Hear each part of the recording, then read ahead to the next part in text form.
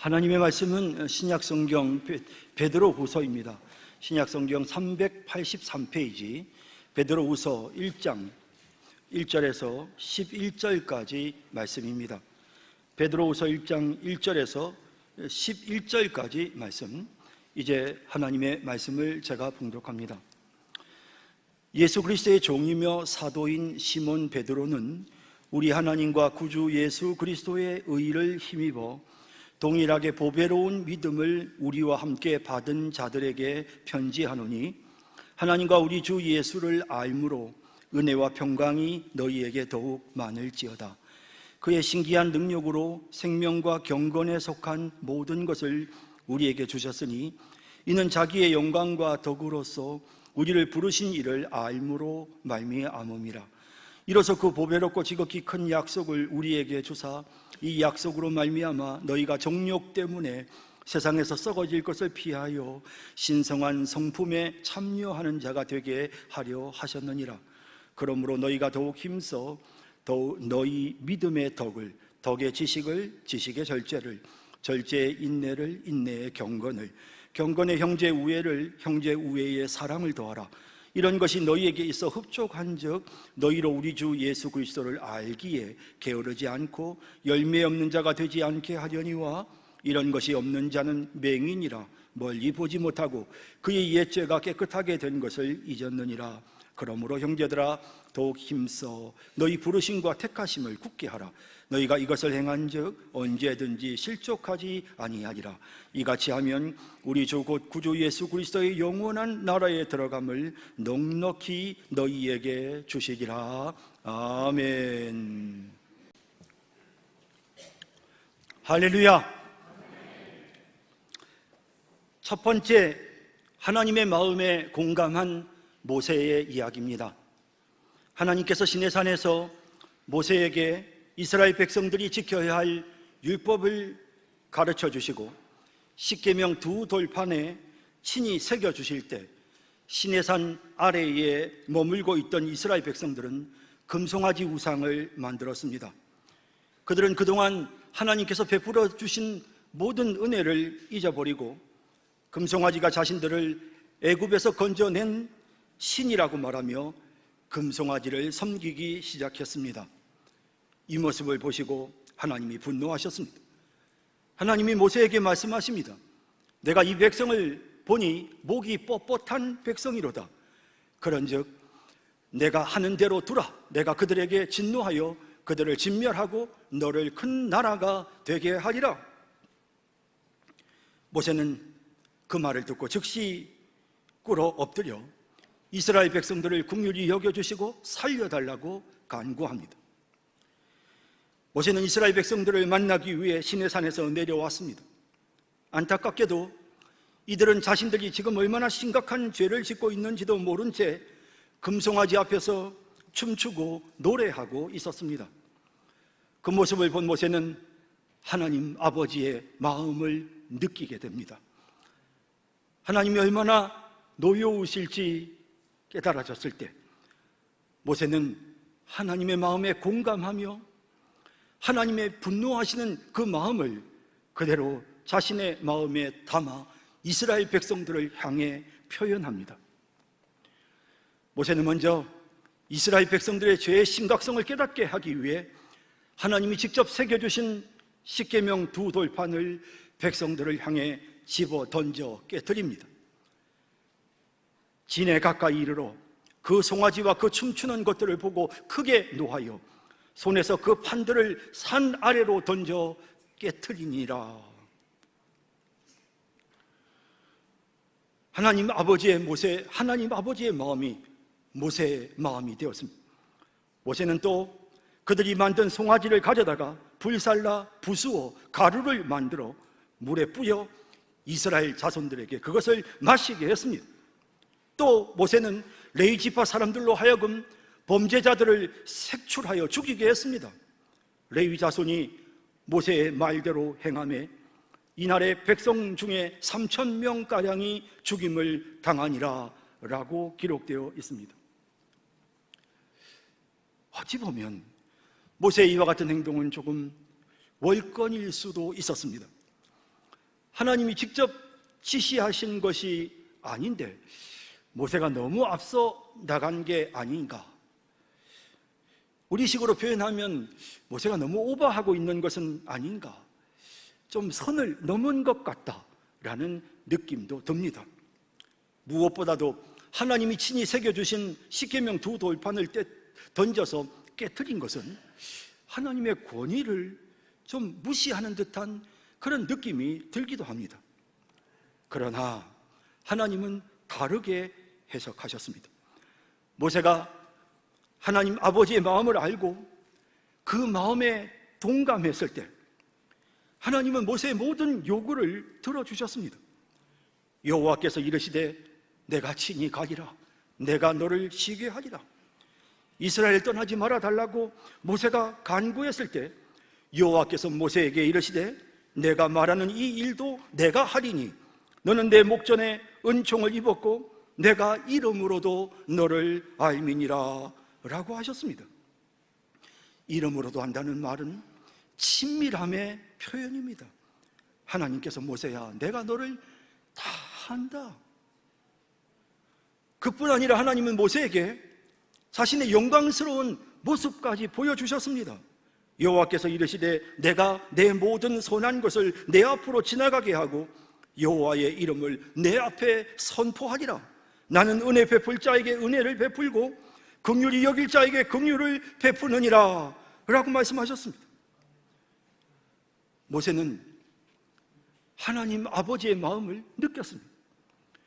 모세는 하나님 아버지의 분노를 깨달았습니다. 모세는 하나님의 마음에 충분히 공감했습니다. 그리고 하나님 아버지의 마음을 자신의 마음에 그대로 품었습니다. 그리고 그것을 표현하고 나타냈습니다. 그랬을 때 하나님은 이 세상 그 누구에게도 주지 않으셨던 자신의 영광을 볼 수 있는 축복을, 특권을 그에게 허락해 주셨던 것입니다. 하나님은 자신의 마음에 공감하는 백성들을 사랑하십니다. 두 번째, 하나님의 마음에 공감한 비느하스의 이야기입니다. 발람 선지자는 모압 왕의 뇌물을 받고 모압 평지에 머물러 있는 이스라엘 백성들을 멸망시킬 수 있는 방법을 모압 왕에게 가르쳐 줍니다. 발람 선지자가 가르쳐 준 대로 모압과 미디안 여인들이 아름다운 옷을 입고 향수 냄새를 풍기며 이스라엘 남자들을 유혹했습니다. 안타깝게도 많은 이스라엘 남자들이 이 여인들이 이끄는 대로 따라가서 바알 신에게 경배하고 그 여인들과 음행을 저질렀습니다. 하나님이 싫어하시는 이와 같은 죄를 범했을 때 무서운 전염병이 이스라엘 백성들 가운데 돌기 시작했습니다. 한두 명도 아니고 무려 24,000명이 죽었습니다. 그런데도 전염병은 끝나지 않았습니다. 이스라엘 백성들은 안타까운 마음으로 성막 앞으로 몰려나가 울며 통곡하며 회개하기 시작합니다.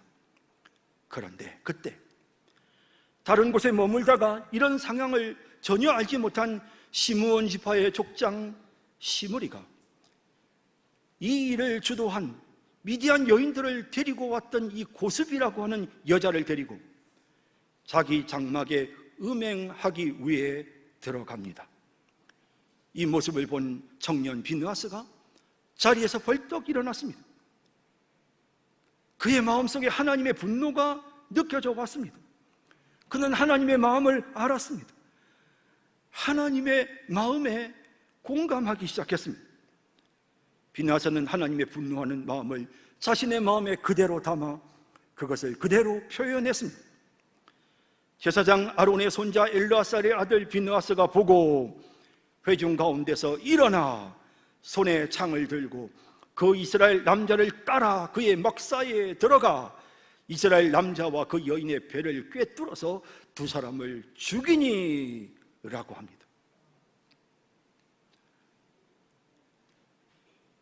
어찌 보면 비느하스의 이러한 행동은 조금 월권이 아닌가라는 생각도 듭니다. 이스라엘의 지도자 모세나 아론을 이어 대제사장이 된 자신의 아버지 엘르아살의 허락이나 명령이 있었던 것이 아니었습니다. 비록 그 두 사람이 죽을 죄를 지었다 하더라도 비느하스는 이 절차를 무시해도 되는 권한이 없었습니다. 비느하스가 너무 앞서 나간 게 아닌가, 좀 오버한 것 같다, 선을 좀 넘었다 라고 평가할 수도 있습니다. 특히 거룩한 제사장이 되어야 할 사람이 감정에 사로잡혀 사람을 죽이는 일을 한 것은 그가 앞으로 제사장이 되는데 큰 오점이 될 수도 있었습니다. 하지만 하나님의 해석은 달랐습니다. 비느하스가 이와 같은 일을 행하자 놀랍게도 전염병이 순식간에 사라졌습니다. 눈물로 회개해도 그치지 않았던 하나님의 진노가 이 비느하스의 행동을 통해서 사라진 것입니다. 비느하스가 하나님 아버지의 마음에 공감했을 때 하나님 아버지의 분노를 그의 마음에 느끼고 하나님 아버지의 마음을 그가 깨달아 그것을 자신의 마음에 담아 그것을 쏟아냈을 때 하나님은 그를 통해 이스라엘을 살려주셨습니다. 그리고 하나님은 놀랍게도 이 비느하스에게 엄청난 축복을 약속하셨습니다. 여호와께서 모세에게 말씀하여 이르시되 제사장 아론의 손자 엘르아살의 아들 비느하스가 내 질투심으로 질투하여 이스라엘 자손 중에서 내 노를 돌이켜서 내 질투심으로 그들을 소멸하지 않게 하였도다. 그러므로 말하라. 내가 그에게 내 평화의 언약을 주리니 그와 그의 후손에게 영원한 제사장의 직분의 언약이라. 그가 그의 하나님을 위하여 질투하여 이스라엘 자손을 속죄하였음이니라. 대제사장 엘르아살에게는 비느하스뿐만 아니라 이다말이라고 하는 아들도 있었습니다. 이 제사장의 직분이 계속해서 비느하스에게 이어질 수가 없었습니다. 그런데 비느하스의 후손이 AD 70년에 예루살렘 성전이 무너질 때까지 1500년 동안 비느하스의 후손들이 계속해서 대제사장의 역할을 수행하게 되는 것입니다.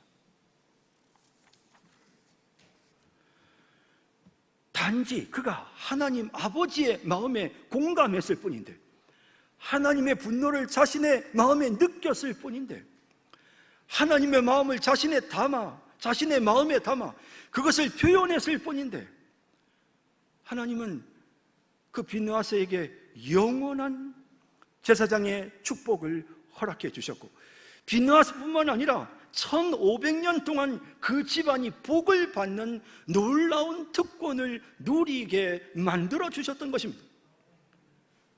하나님은 자신의 마음에 공감하는 사람들을 축복하십니다. 셋째, 하나님의 마음에 공감하지 못한 요나의 이야기입니다. 요나는 처음에는 불순종했지만 물고기 뱃속에서 3일 동안 지내면서 회개합니다. 하나님은 요나에게 다시 기회를 주셨고, 요나는 하나님의 명령대로 니느웨로 가서 자신의 사명을 완수합니다. 요나가 그 성읍에 들어가서 하루 동안 다니며 외쳐 이르되 40일이 지나면 니느웨가 무너지리라 하였더니, 요나가 짧은 시간 니느웨 백성들에게 메시지를 전했고, 또한 이 니느웨 사람들은 하나님을 알지 못하는 이방 민족이었음에도 불구하고 니느웨 백성들은 요나가 전하는 메시지를 하나님의 말씀으로 받고 회개하게 되었던 것입니다. 그저 단순히 입술로만 회개한 것이 아니라 그들은 금식을 선포하고 굵은 베옷을 입고 불에 타고 남은 재 위에 앉아서 회개하며 통곡했습니다. 단지 몇 사람만이 아니라 전 국가적으로 왕으로부터 시작해서 심지어는 가축들까지 모두가 다 함께 동참하는 회개 운동이 니느웨에 일어났습니다. 하나님은 그 니느웨 백성들의 회개하는 모습을 보시고 마치 요나가 물고기 뱃속에서 부르짖을 때 그의 허물을 용서하시고 그에게 다시 기회를 주셨던 것처럼 니느웨 백성들에게도 동일한 기회를 주셨습니다.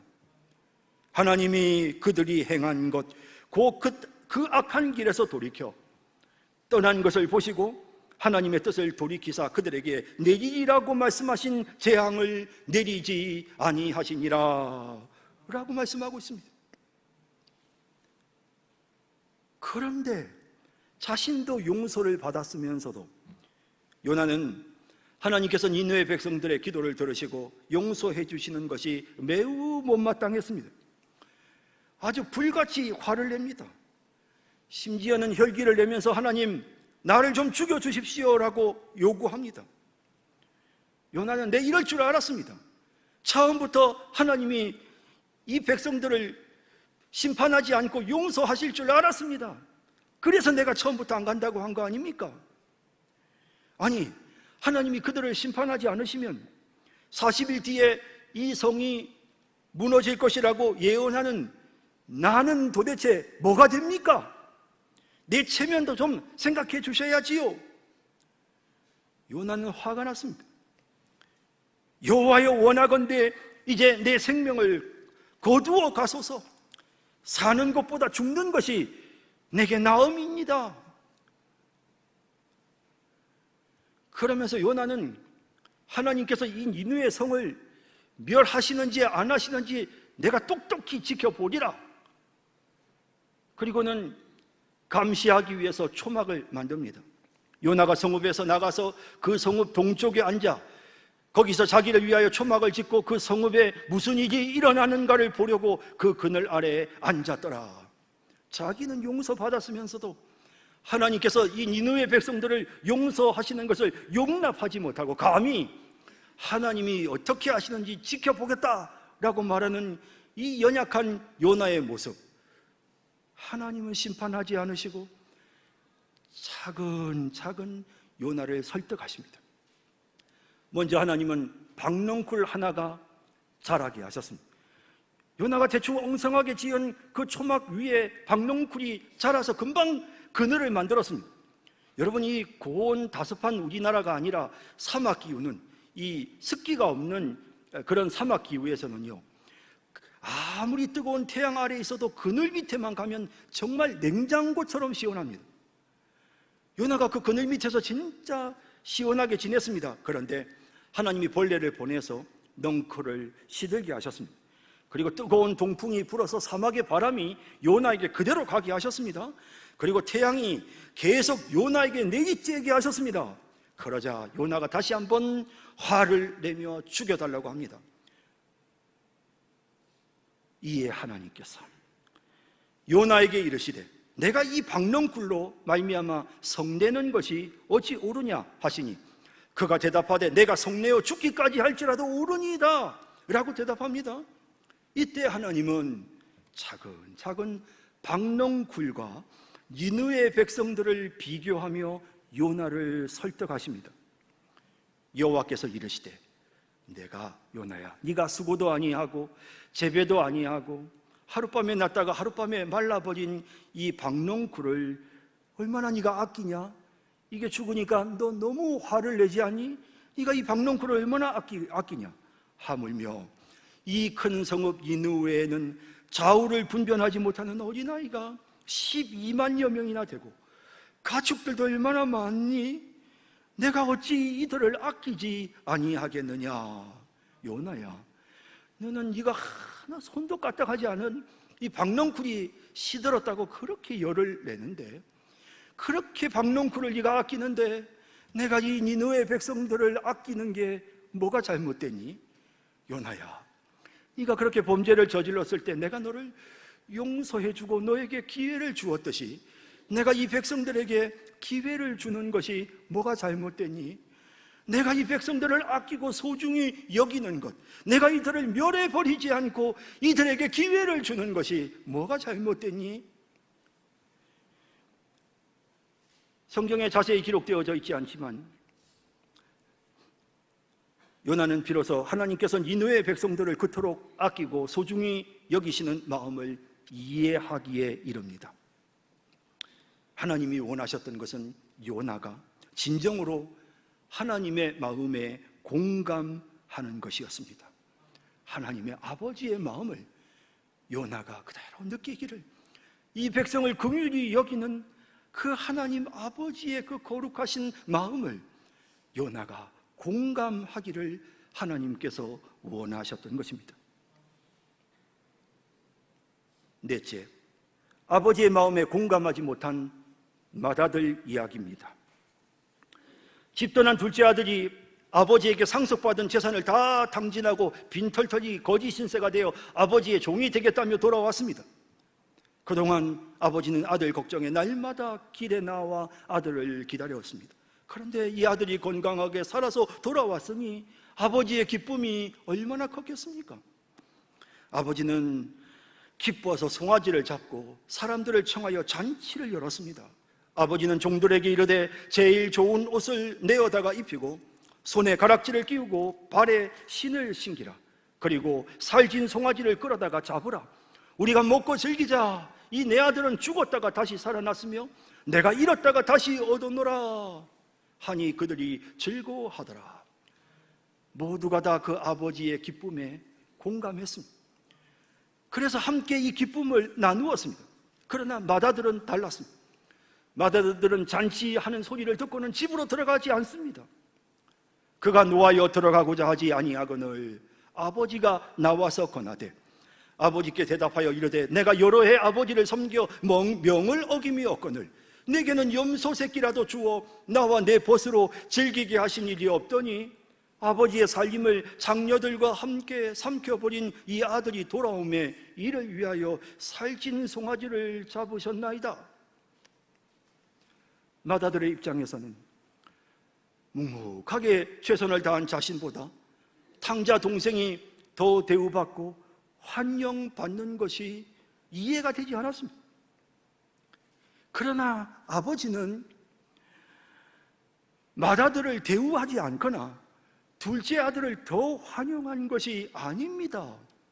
아버지가 지금 원하는 것은 죽었다가 살아난 이 아들이 돌아온 이 사실로 인하여 기뻐하는 그 아버지의 그 마음을 너도 알고 너도 느끼고, 그리고 그 마음으로, 아버지의 그 마음으로 너도 네 동생을 환영해 주기를 바라는, 하나님은 그 마음을 원하셨던, 아버지는 그 마음을 원하였던 것입니다. 잃어버린 한 마리 양을 찾아 기뻐서 잔치하는 목자처럼, 잃어버린 드라크마를 찾고 기뻐서 잔치하는 여인처럼 지옥으로 향하던 발걸음을 멈추고 회개하고 다시 돌아온 이 막내 아들이 너무너무 기쁘고 감사해서 하나님 아버지께 감사드리며 기뻐하는 이 아버지의 마음을 그 맏아들이 공감하고 알아주고 그 아버지의 마음으로 동생을 사랑하고 환영해 주기를 그 아버지는 간절히 원하고 있는 것입니다. 다섯 번째, 하나님의 마음에 공감하는 방법입니다. 로마 황제가, 네로 황제가 이제 많은 그리스도인들을 박해하기 위해서 준비를 하고 있습니다. 베드로는 나이 들어 이제 죽어가고 있습니다. 아마 그는 곧 죽게 될 것입니다. 이제 죽기 전에 베드로는 전심을 다해 성도들을 향하여 마지막 유언의 메시지를 남깁니다. 너희가 하나님의 마음을 알아야 한다. 너희가 하나님의 마음을 알고 주 예수를 알므로 말미암아 은혜와 평강이 너희에게 넘치게 된다. 그러므로 너희가 다 하나님의 마음을 알기를, 주 예수 그리스도를 알기를 원한다 라는 말로 시작합니다.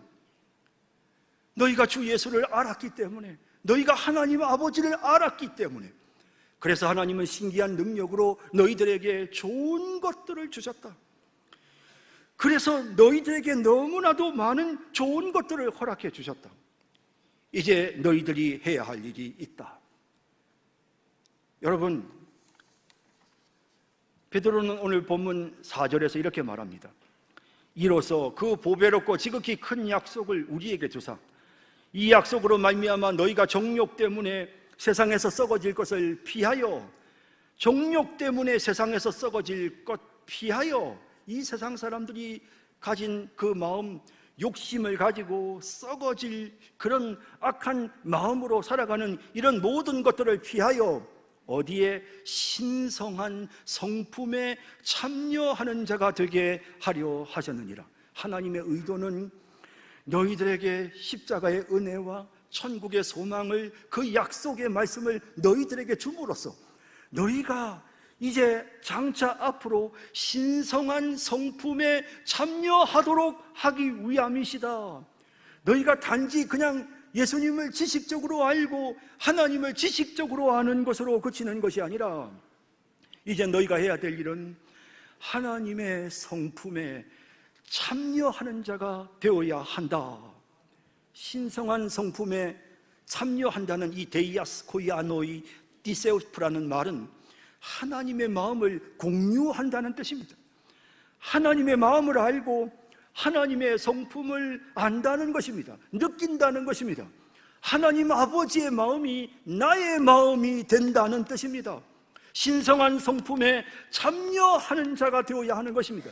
우리의 마음이 하나님 아버지의 마음으로 가득 차야 하는 것입니다. 그 마음으로 세상 사람들을 긍휼히 여기고 그 마음으로 죄를 미워하는 그런 마음들이 우리의 마음 속에 가득해야 하는 것입니다. 그래서 베드로는 이와 같은 신성한 성품에 참여할 수 있는 구체적인 방법, 하나님 아버지의 마음에 공감하고 하나님의 아버지의 마음을 나도 함께 공유할 수 있는 구체적인 방법을 제시합니다. 그것이 바로 5절, 6절, 7절에 나옵니다. 그러므로 너희가 더욱 힘써 너희 믿음의 덕을, 믿음으로만 만족하지 말고 내가 주님의 십자가의 은혜를 믿어요, 천국의 소망을 저는 믿어요, 그것만으로 만족하지 말고 그 믿음의 덕을, 덕이라는 것은 선한 행위를 말하는 것입니다. 선한 삶을 살아가기 위해 노력하는 것입니다. 덕의 지식을, 하나님의 말씀을 연구하고 하나님의 말씀을 배우면서 하나님께 대하여 더 많이 알아가기를 원하는 지식을, 그리고 지식의 절제를, 그 하나님의 뜻을 따라서 나 자신을 통제하고 다스리는 절제를, 그리고 그 절제하는 마음의 인내를, 아무리 비박이 찾아오고 시련이 찾아와도 흔들리지 않고 끝까지 믿음을 지키는 인내를, 그리고 그 가운데서 하나님과 더불어 교제하며 하나님께로 더 가까이 나아가려고 몸부림치는 경건을, 그리고 그것으로만, 너 자신에게 이와 같은 것들이 있는 것으로만 만족하지 말고 거기에 덧붙여서 형제 우애를, 경건의 형제 우애를, 그리고 형제 우애의 사랑을 더하라. 이런 것들이 자꾸 더해져야 하는 것입니다. 이런 것들이 자꾸 우리에게 공급되어져야 하는 것입니다. 그러면 어떻게 된다고요? 신성한 성품에 참여하게 되는 것입니다. 하나님 아버지의 마음이 나의 마음이 되게 되는 것입니다. 하나님의 꿈이 나의 비전이 되고 예수 그리스도의 성품이 나의 인격이 되는 놀라운 역사가 일어나게 되는 것입니다. 믿음만 있다고 우리가 만족해서는 안 됩니다. 계속해서 우리는 믿음의 덕을, 덕의 지식을, 지식의 절제를, 절제의 인내를, 인내의 경건을, 경건의 형제 우애를, 형제 우애의 사랑을 계속해서 더해야 합니다.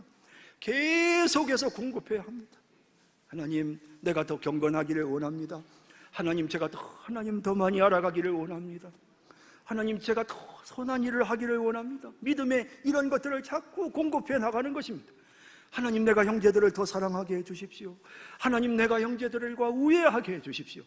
이렇게 끊임없이 하나님 앞에 이런 것들이 더하여질 때 우리는 조금씩 신성한 성품에 참여하게 되는 것입니다. 하나님 아버지의 마음이 나의 마음이 되는 것입니다. 그리하면 천국에 넉넉하게 들어가게 될 것이다. 그리하면 열매를 맺게 될 것이다. 그렇게 말씀하고 있는 것입니다. 사랑하는 성도 여러분, 하나님은 우리가 하나님 아버지의 마음을 함께 가지기를 원하십니다. 우리가 신성한 성품에 참여하기를 하나님이 원하십니다. 모세가, 비느하스가 하나님 아버지의 마음을 그의 마음속에 품었을 때 얼마나 하나님이 기뻐하시는지를 보았습니다. 여러분, 이제 우리 오늘 이 말씀을 우리의 마음에 새기면서 우리의 신앙의 방향을 정합시다. 하나님, 저는 하나님 아버지의 마음을 내 마음에 품기를 원합니다. 신성한 성품에 참여하고 싶습니다. 하나님, 내가 열심히 신앙생활하고 내가 경건생활하고 내가 인내하고 사랑하면서 하나님 아버지의 마음이 나의 마음이 될 수 있도록 하나님 그렇게 노력하고 애쓰기를 원합니다. 이렇게 우리의 신앙의 목표를 정하고 우리 모두가 다 함께 하나님 아버지의 마음을 소유하는, 하나님 아버지의 마음에 공감하는 삶을 살아가는 우리 모든 성도님들이 다 되시기를 주님의 이름으로 축복합니다. 사랑의 주님, 오늘 이 시간 하나님의 말씀을 통해 우리에게 많은 것을 느끼고 깨닫게 해주셔서 감사합니다. 하나님, 간절히 기도합니다. 아버지의 마음이 나의 마음이 되게 하소서. 하나님, 간절히 하나님 앞에 간구하고 기도합니다. 하나님 아버지의 눈으로 세상을 보게 해주시고 하나님 아버지의 마음이 있는 곳에 나의 마음이 있게 하소서. 주님, 참으로 하나님의 꿈이 나의 꿈이 되고 예수님의 성품이 나의 인격이 되고 참으로 성령님의 권능이 나의 권능이 되는 신성한 성품에 참여하는 그런 저희들의 삶이 되도록 은혜를 베풀어 주옵소서. 믿음의 덕의 지식의 절제를, 절제의 인내의 경건의 형제우애의 사랑을 더하는, 공급하는, 끊임없이 계속해서 공급하는 그런 저희들 되게 하옵소서. 예수님의 이름으로 기도드립니다. 아멘.